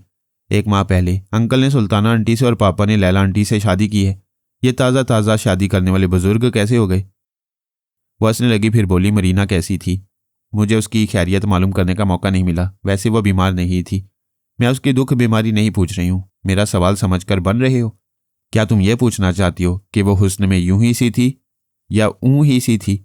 हाँ, सच सच बताओ भाई, वो असली रूप में तो हो नहीं सकती। चेहरा बदल कर आई होगी, फिर मैं आरजी चेहरे के पीछे कैसे देख सकता था? जब मर्द किसी लड़की से धोखा खाता है तो उसे भूलता नहीं है। यही बात मरीना ने जाते जाते कही थी कि मैं उसे बहुत याद करूंगा। पता नहीं लड़कियों को इतनी खुशफहमी क्यों रहती है। क्या तुम उसे याद नहीं करोगे? याद करूंगा नहीं, बल्कि याद रखूंगा। याद करने में दिल लगाव होता है और याद रखने में चैलेंज होता है कि उसने मेरे साथ जो किया उसका जवाब जल्द ही देना है। हरगिज नहीं, तुम उसे चैलेंज के तौर पर याद नहीं रखोगे, मैं उससे बदला लूंगी। पारस ने उसकी तसल्ली के लिए एकदम से चौंक कर कहा, ओह, अब याद आया। उसके चेहरे पर 2 ऐब ऐसे थे जिससे वो मेकअप से ना छुपा सकी। उसने बड़ी दिलचस्पी से पूछा, वो ऐब क्या थे? उससे एक बार नजरें मिली तो मैंने देखा वो भैंगी है। मैं मशरिक की तरफ था, वो मगरिब की तरफ देख रही थी। जब उसने कहका लगाया तो उसके अगले 2 दांत टूटे हुए थे। तौबा, कितनी बुरी लग रही होगी। उसने दुरुस्त कहा था कि मैं उसे बहुत याद करूंगा। उसकी तिरछी नज़र और टूटे हुए दांत अक्सर याद आया करेंगे। जो दिल खोलकर हंसने लगी। उसे इत्मीनान हो गया कि मरीना के पास पारस के बहकने का सामान नहीं है। और पारस सोच रहा था, मैदान अमल में हुस्न और शबाब अहम नहीं होता, अहमियत चैलेंज की होती है। वो हसीना जिसने अंकल और मेरे पापा को झांसा दिया और आज मुझे उल्लू बना गई, उसे तो मैं ज़रूर याद रखूंगा। और मेरा याद रखना उसे महंगा पड़ेगा। हो सकता है पारस कभी उससे फिर टकरा जाए, लेकिन ऐसा जब भी होगा इत्तफाक से होगा, क्योंकि मरीना के मोहतात अमल ने और उसके असूलों की पाबंदी ने उसे हर तरह महफूज रखा था और आइंदा भी वो महफूज रहने वाली थी। कभी मुकद्दर बिगड़ जाए तो यह अलग बात है। वो पिछली बार गाउदी के कमज़ोर दिमाग में गई थी। वो ना सांस रोक सकता था, ना ख्याल ख्वानी कर सकता था। पापा डूक ने उसे एक ऐसी पहाड़ी पर पहुंचा दिया था जो तिल अबैब के करीब समुंदर के बीच में थी। इस पहाड़ी के चारों तरफ बिजली के नादीदा तार थे। गोताखोरी के जरिए वहां जाने वाले उन तारों की जद में आकर हलाक हो जाते। तिल अबैब के साहिल पर एक बहुत बड़ी दूरबीन थी जिसके जरिए उसे दिन रात देखा जाता। इतनी सख्त निगरानी थी कि गाउदी की मदद के लिए कोई वहां पहुंच नहीं सकता था। सटान पापा डूक ने उसकी तन्हाई दूर करने के लिए एक तौबा शिकन हसीना को भेजा। हसीना का नाम नीपा शलूम था। वो इसराइली इंटेलिजेंस के शोबे से तरबियत हासिल कर चुकी थी। योगा की माहिर थी। चूंकि उसने पिछली रात शराब पी थी, इसलिए मरीना को अपने दिमाग में महसूस ना कर सकी। यूं मरीना ने उसे अपनी मामूला और ताबेदार बना लिया। वो नीपा शलूम के दिमाग में रहकर पापा डूक के मुतालिक मालूमात हासिल करना चाहती थी। उसे यकीन था कि वो शैतान की किसी कमजोरी तक पहुंच जाएगी। इस मकसद से वो फिर नीपा के दिमाग में आई। वो गाउदी से कह रही थी, मैं कल से तुम्हें अपनी तरफ माइल कर रही हूँ। मेरा शुमार तिल अबैब की हसीन तरीन लड़कियों में होता है। मेरे शबाब में इतनी गर्मी है कि बुझे हुए चूल्हे के पास जाऊं तो वो सब लोग उठे, क्या तुम बिल्कुल ही डीप फ्रीजर हो? वो उसे देखते हुए सर्द आ भर कर बोला, मैंने अमेरिका और यूरोप में हजारों हसीनाएं देखी हैं, मगर तुम्हारी मिसाल कहीं नहीं मिलती। तुम्हारा हुस्न कोहे निदा की तरह पुकारता है और तुम्हारा शबाब हर जाविये से ललचाता है। लेकिन जान पर बनी हो तो निगाहों से हुस्न बुझ जाता है, रंग मर जाते हैं, खुशबू गुम हो जाती है और ललचाने वाली जवानी का भी जनाजा निकल जाता है। मेरे दिमाग में एक ही सवाल गूंज रहा है कि इस कैद से कैसे निजात मिलेगी। शायद कभी रिहाई ना मिले। शायद इसलिए कह रही हूं कि कभी अकल से काम लोगे तो यहां से जरूर निकल सकोगे। मेरी अकल काम नहीं कर रही है, मुझसे ताउन करो, मुझे कोई रास्ता दिखाओ। मैं जिंदगी भर तुमसे मोहब्बत करता रहूंगा, सिर्फ तुम्हारा वफादार रहूंगा। अकल कहती है 2-4 हफ्तों या 2-4 महीनों में रिहाई मुमकिन है। हिकमत अमली से काम करो। फिलहाल पापा डूक के अहकामात की तामील करते रहो और मुझसे शादी कर लो। जब तुम मेरे हुस्न शबाब और मेरी जिंदगी के माल को मुख्तार बन जाओगे तो मैं तुम्हारी ही भलाई के लिए सोचूंगी और तुम्हें कैद से निकालने के लिए जान की बाजी लगा दूंगी। वो परेशान होकर बोला, पापा डूक ने कहा था कि वो मेरी नींद के दौरान मुझ पर तनवीमी अमल करेगा। मैं पिछली रात गहरी नींद में था। अगर उसने हिप्नोटिज्म के जरिए मुझे अपना ताबेदार बना लिया होगा तो मुझे पता नहीं चलेगा और मैं नादानिस्तगी में अपनी मर्जी के खिलाफ उसके अहकामात की तामील करता रहूंगा। नीपा ने मरीना की मर्जी के मुताबिक कहा, तुम पापा डूक के खिलाफ बोल रहे हो। इससे जाहिर होता है कि उसने अभी तक तुम्हें हिप्नोटिज्म के जरिए अपना ताबेदार नहीं बनाया। हाँ, ये एक अहम नुक्ता है। अगर मैं उससे सहरज़दा होता तो उसकी मुखालफत में ना सोचता ना बोलता। उसी वक्त वार्नर हैग ने उसे मुखातिब किया। गाउदी खला में तकते हुए सुनने लगा। मरीना ने नीपा के जरिए उसका यह अंदाज देखा और समझ गई कि कोई उसके दिमाग में आया है। वह फौरन ही गाउदी के अंदर पहुंची। वहां वार्नर हैग कह रहा था, गाउदी मेरे दोस्त, ये नीपा दुरुस्त कह रही है, तुम उस शैतान के मामूल नहीं हो। वो पिछली रात तुम्हारे दिमाग में आकर बड़ी देर तक अमल करता रहा, लेकिन मैं उसे नाकाम बनाता रहा। वो ये समझ कर गया है कि तुम उसके मामूल और वफादार बन चुके हो। गाउदी ने खुश होकर कहा, वार्नर तुम सच्चे दोस्त हो, तुमने मुझे शैतान की गुलामी से बचाया है। प्लीज़ मुझे गाइड करो, मेरा दिमाग काम नहीं कर रहा। यही तुम्हारी कमजोरी है। परेशान और हवास भागता रहोगे तो मुसीबतों से कभी निजात हासिल नहीं कर सकोगे। मेरे मशवरों पर अमल करो। पापा डूक पर जाहिर करो कि तुम उसके मामूल और वफादार बन चुके हो। उसकी मर्जी के मुताबिक नीपा से इश्क शुरू करो। इसके अहकामात की तामील करते रहो। जब तुम दिमाग से काम लेने लगोगे तो हम दोनों जल्द ही उस शैतान पर गालिब आ जाएंगे। ठीक है, मैं तुम्हारे मशवरों पर अमल कर रहा हूँ। मैं अपनी जगह मसरूफ हूँ, फिर आऊँगा। वो चला गया। गाउदी ने बड़े प्यार से मुस्कुरा कर देखा। नीपा ने पूछा, ये सोचते सोचते मुस्कुराने क्यों लगे? तुम दुरुस्त कह रही थी कि मुझे अकल से काम लेना चाहिए, यानी तुम्हारी अकल काम कर रही है। हाँ, ये बात समझ में आ गई है कि मैं तन्हा कुछ नहीं कर सकूंगा, मुझे एक साथी की ज़रूरत है। अगर मैं तुम्हारे जिस्म जान का मालिक बन जाऊं तो तुमसे ज़्यादा वफादार साथी कोई और नहीं मिलेगा। लेकिन एक बात है। वो क्या?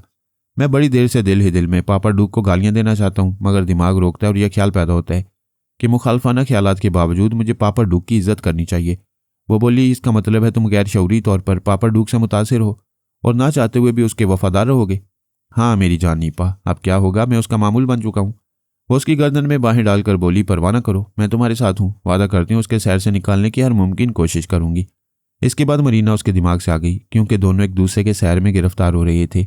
नीपा उसके लिए मुखलिस नहीं थी। अपने मुल्क और कौम में एक टेलीपैथी जानने वाले का इजाफा करने के लिए हुस्न शबाब का दस्तरख्वान बिछा रही थी और गाउदी अपने दोस्त वार्नर के मशवरे के मुताबिक ममलिकत इसराइल की पहली बोटी नोच रहा था। मरीना सटान पापा डूक की बातें सुनने के लिए नीपा के पास गई थी, लेकिन पापा डूक पिछली रात के बाद फिर नहीं आया। वह दूसरे मामलात में मसरूफ होगा।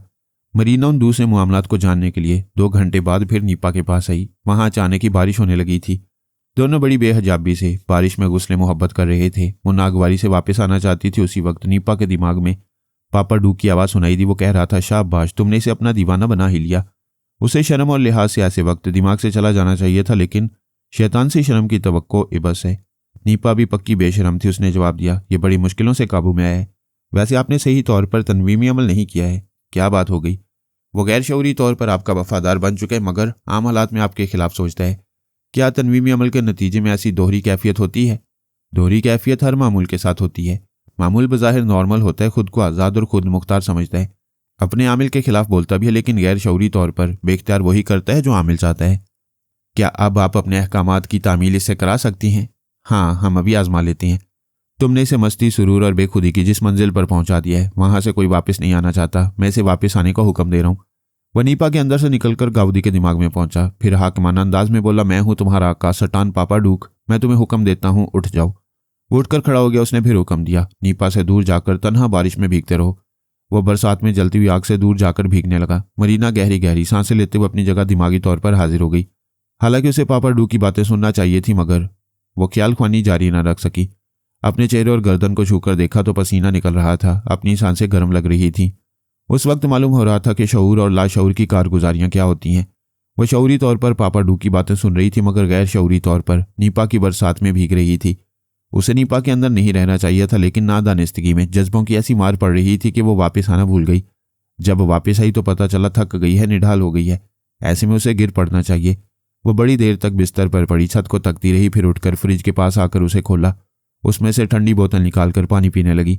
पानी हलक और सीने को ठंडक पहुंचाने लगा। वो दिमाग को हर तरह की सोच से खाली रखना चाहती थी, लेकिन जब तक वो सांसें चलती रहती हैं, दिल धड़कनों से और दिमाग सोच से खाली नहीं होता। जब आदमी सोचता है कि कुछ नहीं सोच रहा, तब भी वो सोचता है। वैसे वो गिरते गिरते संभलना जानती थी।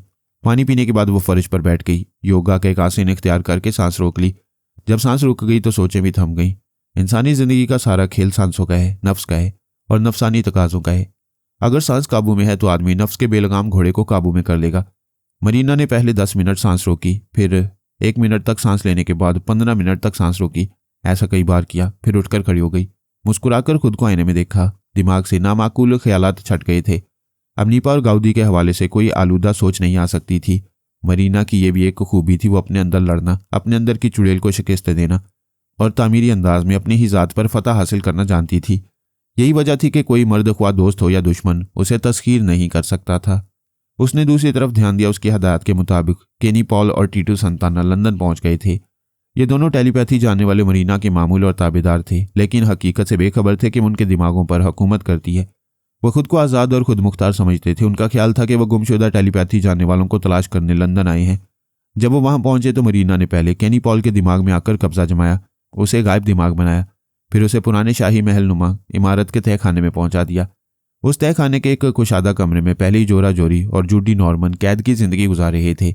मरीना ने केनी पॉल को दूसरे कमरे में कैद करके उसके दिमाग को आज़ाद कर दिया। वह दिमागी तौर पर हाजिर होते ही चौंक गया। उसके चारों तरफ गहरी तारीकी थी। वो एकदम से परेशान होकर उठ गया। कब्र जैसी तारीकी में यूं लगा जैसे जिंदा दफन कर दिया गया हो। फिर दफन होने वाली बात गलत लगी, क्योंकि वो अभी बिस्तर से उठकर खड़ा हुआ था और कब्र इतनी कुशादा नहीं होती कि वहां पलंग भी बिछा दिया जाए। वह थोड़ी देर पहले दिन की रोशनी और लंदन की खुली फिजाओं में था। अचानक तारीकी में पहुंचकर बुरी तरह बदहवास होना चाहिए था, लेकिन वो खुद को नॉर्मल रखने की कोशिश करने और सोचने लगा, ये कैसे हो गया।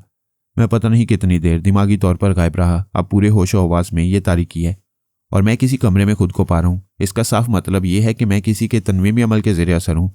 वो शिकस्त खुर्दा अंदाज में बैठ गया। दिमागी तौर पर किसी का गुलाम बनने का सदमा जानलेवा था। उसने बड़े दुख से पूछा, कौन हो तुम? वो जवाब का इंतजार करते हुए अंधेरे में तकने लगा। मरीना खामोश थी। वो अपनी आवाज़ भी किसी को नहीं सुनाती थी। वो बोला, मुझे याद आ रहा है, एक तकरीब में अचानक मेरी तबीयत खराब हो गई थी। मुझे शुबा हुआ था कि किसी ने ऐसा भी कमजोरी की दवा किसी खाने पीने की चीज़ में मिलाई होगी। मैं फौरन डॉक्टर के पास जाना चाहता था, लेकिन बेख्तियार अपनी रहायशगाह में पहुंच गया। इसके बाद मुझे होश नहीं रहा। शायद रात मुझ पर तनवीम में अमल किया गया था, लेकिन इस वाक्य को 6 माह हो गए। मुझ पर अमल करने वाले तुम कौन हो? इतने अरसे तक आज़ाद क्यों छोड़ा था और आज इस तारीकी में कैद क्यों किया है? वो चंद लम्हों तक खामोश रहा, फिर बोला, मुझे यकीन है कि मैं सोनिया या उसके किसी आदमी की कैद में नहीं हूं, बल्कि उसकी कैद में हूं जिसने जोरा जोरी और जूडी नॉर्मन को बिल्कुल इसी तरह तारीकी में रखा है। प्लीज़ मुझे बताओ तुम कौन हो। जब मैं पूरी तरह तुम्हारी मुट्ठी में हूं और यहां से किसी तरह निकल नहीं पाऊंगा तो तुम्हें छुपना नहीं चाहिए, या छुपना जरूरी हो तो सोच के जरिए 2 बातें कर लो। ये भी मंजूर ना हो तो आवाज़ और लहजा बदल कर बोलो। फिर वो खामोश हुआ। इतनी इल्तिजाओं के बावजूद जवाब नहीं मिल रहा था। ऐसे में झुंझलाहट तारी होती है, लेकिन केनी पॉल पुरसुकून था। वो बहुत पहले कई बार जोरा जोरी और जूडी नॉर्मन की झुंझलाहट और बेबसी देख चुका था। उनके दिमागों में रहकर मालूम कर चुका था कि चीखने और शोर मचाने से भी आवाज़ बाहर नहीं जाती है, जिसका मतलब यह है कि उन्हें किसी तय खाने के साउंड प्रूफ कमरे में बंद किया गया है। वह थोड़ी देर तक सर झुकाए बैठा रहा, फिर उठकर अंधेरे में रास्ता टटोलते हुए उस कमरे के हदूद अरबा को समझने लगा। वो बिल्कुल जोरा जोरी वाले कमरे जैसा था। अटैच्ड बाथरूम भी था, खाने पीने और दूसरी ज़रूरियात का सामान भी मौजूद था। उसने फिर बिस्तर पर बैठकर ख्याल ख्वानी की परवाज़ की और जूडी नॉर्मन के दिमाग में पहुंचा। वो सांस रोकना चाहता था। उसने जल्दी से कहा, मैं केनी पॉल हूं। वो बोला, तुम कई बार आ चुके हो, मगर क्या फ़ायदा। ये ऐसी कैद है जहां से कोई हमें रिहाई नहीं दिलाएगा। दुरुस्त कहते हो। आज मैं अपनी बदबख्ती सुनाने आया हूं। किसी नामालूम आमिल ने मुझे भी एक ऐसे ही तारीक कमरे में कैद कर दिया है। जूडी नॉर्मन ने जोरा जोरी से कहा, मेरे दिमाग में हो केनी पॉल बातें कर रहे, उस बेचारे को भी हमारी तरह कैद कर दिया गया है। जोरा जोरी ने नॉर्मन के दिमाग में आकर पूछा, ये कैसे हो गया? जब शामत आती है तो पता नहीं चलता कैसे आई। कोई 6 माह पहले ट्रैप किया गया। ट्रैप करने वाला आज मुझे कैदी बना कर लाया है। यह समझ में नहीं आता हमें कैद करने वाले का मकसद क्या है। वो हमारी टेलीपैथी से फ़ायदा नहीं उठा रहा है, मगर टेलीपैथी जानने वालों को कैद करता जा रहा है। केनी पॉल ने कहा, मेरे एक मोहतात अंदाजे के मुताबिक किसी मर्द ने नहीं, एक औरत ने हमें कैद किया और उसका नाम शिल्पा है। तुम शिल्पा पर क्यों शुबा कर रहे हो? वो जनरल की दाश्ता थी। उसने जनरल को बहला फुसलाकर हम तमाम टेलीपैथी जानने वालों के मुतालिक मालूमात हासिल की। ये भी मालूम कर लिया कि 6 टेलीपैथी जानने वाले लंदन जा रहे हैं। उससे पहले वो अचानक रूपोश हो गई। उधर जनरल उसे तलाश करता रहा, इधर उसने तुम्हें और जोरा जोरी को कैदी बना लिया। जिस तकरीब में मैं साबी कमजोरी का शिकार हुआ था, उस तकरीब में शिल्पा मौजूद थी। जोरा जोरी ने कहा, तुम्हारी बात दिल को लगती है। हम तमाम टेलीपैथी जानने वाले एक दूसरे के शनासा और दोस्त रहे हैं। सिर्फ शिल्पा जनरल की दाश्ता बनकर इतराती थी और हम सबसे कतराती थी। नॉर्मन ने कहा, एल्पा मास्क मैन की कैद में है। मरीना जनरल की भतीजी और हमारे मुल्क की वफादार है। वैसी हरकतें नहीं करेगी। यकीनन शिल्पा हमसे दुश्मनी कर रही है। जोरा जोरी ने कहा, हम 3 हो गए हैं। क्या उस मक्कार की मक्कारी का जवाब नहीं दे सकेंगे? ज़रूर दे सकेंगे। हम तीनों अपनी जहानतों से रिहाई की सूरत पैदा करेंगे। मरीना दिमागी तौर पर हाजिर होकर मुस्कुराई। फिर उसने टीटू संतानों को ट्रैप करके तीसरे तारीख कमरे में पहुंचाया और उनकी तादाद 3 से 4 कर दी, ताकि वो मजीद जहानत से काम लेकर अपनी हसरतें पूरी करते रहें। टीटू संतानों को भी मालूम था कि नॉर्मन और जोरा जोरी ऐसी ही तारीकी में कहीं कैद हैं। उसने उनसे दिमागी तौर पर राब्ता कायम किया तो पता चला केनी पॉल भी किसी दूसरे कमरे में कैद है।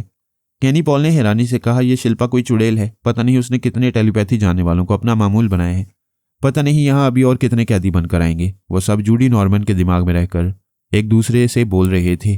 वो घबराई हुई सी कह रही थी, नॉर्मन, मैं डूब रही हूँ। गहरी तारीकी में डूब रही हूँ। मेरे चारों तरफ अंधेरा ही अंधेरा है। मैं जॉन गाउदी के पास गई थी, वो किसी का कैदी है। फिर मार्टिन रसल के पास गई, उसे बताया कि अंधेरे में कैद हूँ। बस इतना जानती हूँ कि ये लंदन शहर है। मार्टिन रसल ने वादा किया कि जल्द से जल्द न्यूयॉर्क से रवाना होगा और मेरी मदद के लिए यहाँ लंदन आएगा। अब मैं तुम्हारे पास आई हूँ। तुम्हारे बाद दूसरे टेलीपैथी जाने वाले दोस्तों के पास जाऊंगी। और गॉड, मैं कितना बोल रही हूँ। क्या तुम मेरी बात समझ रहे हो कि किसी दुश्मन ने मुझे ट्रैप कर लिया है? समझ रहा हूँ। मैं, जोरा जोरी, पॉल हॉपकिन और टीटू संताना भी तुम्हारी तरह अलग अलग तारीख कमरों में कैद किए गए हैं। परेशान होने और घबराने से रिहाई नहीं मिलेगी। हमारे पास आती जाती रहो। हम यहाँ से निकलने की तदबीर सोच रही हैं। मरीना रोने लगी। पॉल हॉपकिन ने कहा, मरीना, जनरल साहब तो कहते थे तुम बहुत ज़हीन और हौसलामंद हो, क्या इतनी जल्दी हौसला हार रही हो? वो रोते रोते बोली, अंकल ने आपको ये नहीं बताया कि मैं तारीकी में खौफजदा हो जाती हूँ। यहाँ मैं एक बिस्तर पर बैठी हुई हूँ और ये नहीं जानती कि अंधेरे में मेरे आगे पीछे और दाएं बाएं क्या है। पलंग के नीचे पाँव रखते हुए डरती हूँ। जोरा जोरी ने कहा, पहले मैं भी तारीकी से डरती रही। पलंग के नीचे पाँव रखने की हिम्मत नहीं होती थी, मगर अब तो आदी हो गई हूँ। पता नहीं इस तारीकी में कितने दिन रात गुजर चुकी हैं। तुम जिस कमरे में हो उसके साथ एक बाथरूम है। रास्ता टटोलकर एक एक चीज़ को छूकर मालूम करोगी तो वहाँ ज़रूरत का हर सामान मिलेगा। तुम्हें आज नहीं तो कल हालात से समझौता करना ही होगा। जोरा जोरी, तुम इस कैद में इसलिए मुतमईन हो कि तुम्हारे साथ 3 मर्द हैं, मैं तो बिल्कुल तन्हा हूँ। पॉल हॉपकिन और टीटू संताना दूसरी जगह कैद हैं। मेरे साथ सिर्फ नॉर्मन है। आखिर कोई तो साथ है। तुम्हारा भी कोई साथी आ जाएगा। शिल्पा खाने पिलाने के अलावा एक साथी की ज़रूरत भी पूरी करती है। क्या शिल्पा ने हमें कैद किया है? जवाब में वो सिर्फ शिल्पा के खिलाफ बोलने लगे। मरीना थोड़ी देर उनसे बातें करने के बाद दिमागी तौर पर अपने बेडरूम में हाजिर हो गई। उसने इस युवा को तकवीयत दी थी कि उन सबको शिल्पा ने कैद किया है।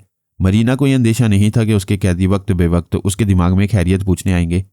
वो चारों कैदी उसके मामूल थे और उसकी मर्जी के खिलाफ उसके दिमाग में आने के लिए सोच भी नहीं सकते थे। बहुत पहले मैंने जोरा जोरी और लैला ने जूडी नॉर्मन को ट्रैप किया था। मैं बड़ी खामोशी से कई बार उनके दिमागों में जा चुका था, लेकिन ये मालूम ना हो सका कि उन्हें किसने कैद किया और कहाँ कैद किया है।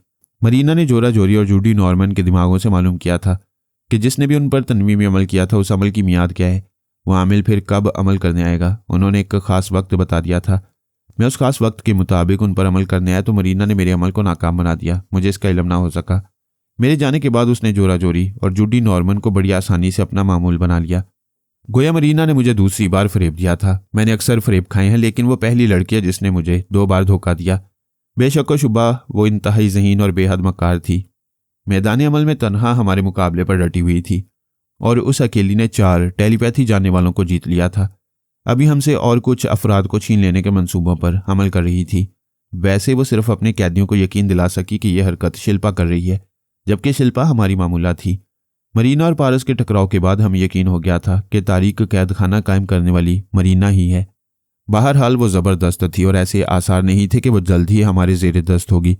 लोग दुश्मन की बर्बादी चाहते हैं, उसकी मौत की दुआ मांगते हैं। हमारी दुआ थी कि वो जिए, जब तक मुकद्दर में लिखा है जीती रहे और जीतती रहे। हारने वाले दुश्मनों से खाक मजाते है। अच्छा है वो पारस को मज़ा चखाती रहे और वह बड़े शौक से चखता रहे।